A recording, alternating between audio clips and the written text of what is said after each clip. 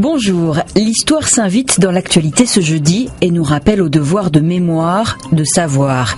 1944 le massacre, 2014 la justice, titre Le Parisien aujourd'hui en France. Il raconte l'inculpation d'un ancien soldat SS en Allemagne. Il est soupçonné d'avoir participé activement au massacre d'Oradour-sur-Glane en tuant 25 innocents. Il y a 70 ans, le 10 juin, 642 personnes avaient péri.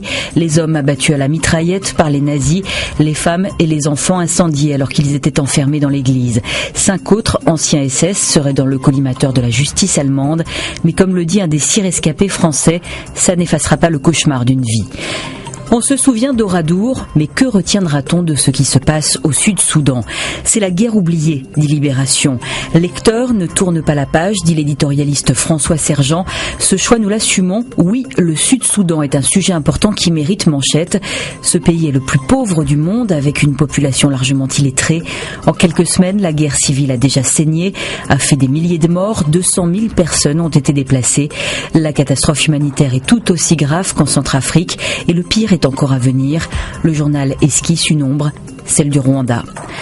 Parfois on détricote des événements historiques. C'est le cas en Espagne où le droit à l'avortement est remis en question, ou tout du moins très fortement restreint. Le recul en France est inimaginable, mais il inquiète quand même, nous dit Métro. Des manifestations sont organisées.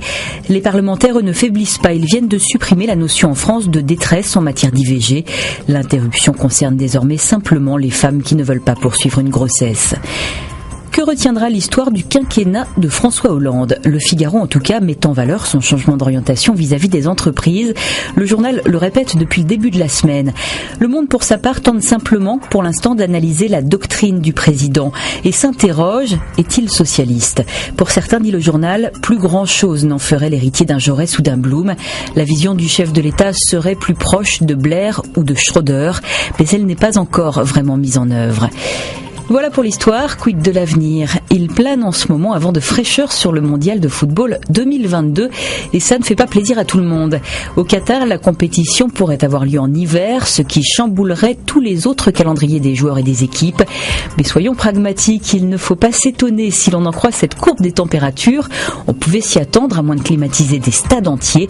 C'est l'image du jour. Bonne lecture, à demain.